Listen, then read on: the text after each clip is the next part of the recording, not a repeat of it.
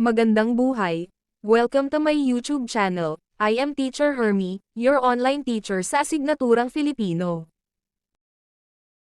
Ngayong araw mag-aaral tayo sa asignaturang Filipino, Quarter 2 Week 5, Matatag Curriculum.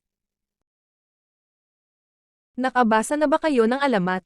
Anong alamat ang inyong alam? Ngayong araw ay pag-aaralan natin ang pag-unawa at pagsusuri sa isang alamat. Ang alamat ay isang uri ng kwento na nagsasalaysay ng pinagmulan ng isang bagay, tao, lugar, o kaganapan. Kadalasan, ang mga alamat ay naglalaman ng mga elemento ng mitolohiya at pantasya, at ito ay nipapasa mula sa isang henerasyon patungo sa susunod. Ang mga alamat ay nagbibigay ng mga aral at paliwanag tungkol sa mga tradisyon at kultura ng isang lipunan. Halimbawa, maaaring may alamat tungkol sa pinagmulan ng isang ilog, bundok, o kahit ang mga dahilan kung bakit may mga partikular na ugali ang mga tao. Ang mga ito ay bahagi ng kulturang popular at nagbibigay diin sa kasaysayan at pagkakakilanlan ng isang komunidad. Ating basahin ang alamat ng palay. Ang kwento natin ngayon ay pinamagatang ang alamat ng palay, nilathala sa Baguio Midland Surir ng ika-1 ng Enero taong 1950. Ito'y isinalin mula sa Ingles ni Paulo Van B. Paculan at babasahin ni John Benvir Sereg. Isang alamat ibaloy. Noong unang panahon, ang mga tao ay umaasa sa pangangaso at pangingisda para sa kanilang pagkain. Isang araw, isang magandang diwata ang bumaba mula sa langit upang tumulong sa mga tao. Siya ay nagngangalang Alitaptap, ang diwata ng palay.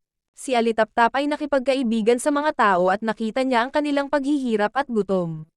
Nagdesisyon siyang tulungan sila sa pamamagitan ng pagbibigay sa kanila ng isang uri ng pagkain na magpapagaan ng kanilang buhay. Isang gabi, habang ang lahat ay natutulog, pumunta si Alitaptap sa isang malawak na bukid at mula sa kanyang bulsa, kinuha niya ang mga butil ng palay. Ipinunla niya ito sa lupa at sa kanyang mahiwagang kapangyarihan, mabilis na tumubo ang mga halaman ng palay. Kinabukasan, nagising ang mga tao at namangha sila sa kanilang nakita. Ang mga bukid ay puno ng mga gintong halaman na nagbibigay ng butil. Nagtaka sila kung ano ang mga ito, at si Alitaptap ay nagpakita sa kanila upang ipaliwanag. Sinabi niya, ito ay mga butil ng palay. Kapag ito ay inyong inani at tinanim muli, ito ay magbibigay ng mas maraming pagkain. Ang mga butil na ito ay magiging inyong pangunahing pagkain at magpapawi ng inyong gutom. Tinuruan ni Alitaptap ang mga tao kung paano tamang magtanim, mag-ani, at magiling ng palay upang gawing bigas. Mula noon, ang mga tao ay hindi na nagutom. Ang palay ay naging pangunahing pagkain ng mga Pilipino, at nagpasalamat sila kay Alitaptap para sa kanyang kabutihan at biyaya. Bilang pag-alala kay Alitaptap, ang mga tao ay nag-aalay ng isang bahagi ng kanilang ani sa kanya tuwing anihan. Nanatili siyang isang mahalagang bahagi ng kanilang buhay at kultura. At ang alamat ng palay ay patuloy na isinasalaysay sa bawat henerasyon bilang tanda ng pasasalamat at paggalang. Sagutin ang mga sumusunod na mga tanong. Sino si Alitaptap at ano ang kanyang papel sa alamat? Bakit nagdesisyon si Alitaptap na tulungan ang mga tao? Ano ang mga naging hakbang ni Alitaptap upang magbigay ng pagkain sa mga tao?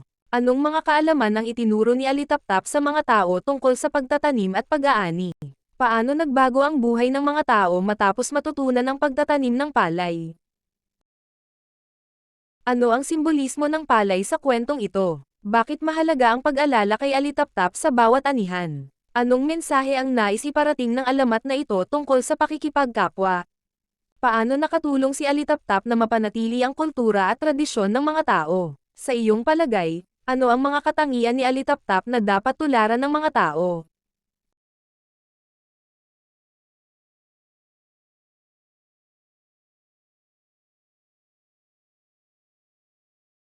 Kumpletuhin ang story grammar sa ibaba.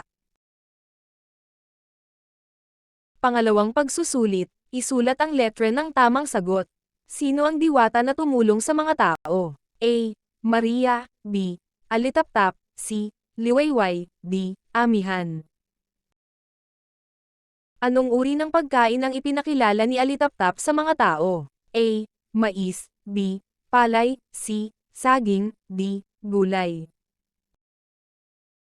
Ano ang ginawa ni Alitaptap sa bukirin upang matulungan ang mga tao? A.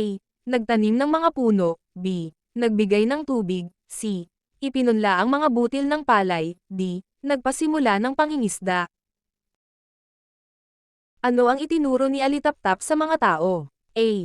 Paano magluto ng ulam. B. Paano magtanim at mag-ani ng palay. C. Paano manghuli ng isda. D. Paano gumawa ng mga bahay. Ano ang ginawa ng mga tao bilang pag-alala kay Alitaptap tuwing anihan? A. Nagtayo ng estatwa. B. Nag-aalay ng bahagi ng kanilang ani. C. Nagsasagawa ng pista. D. Nagsusulat ng kwento. Maraming salamat sa inyong pakikinig. Hanggang sa muli. Please don't forget to like, share and subscribe.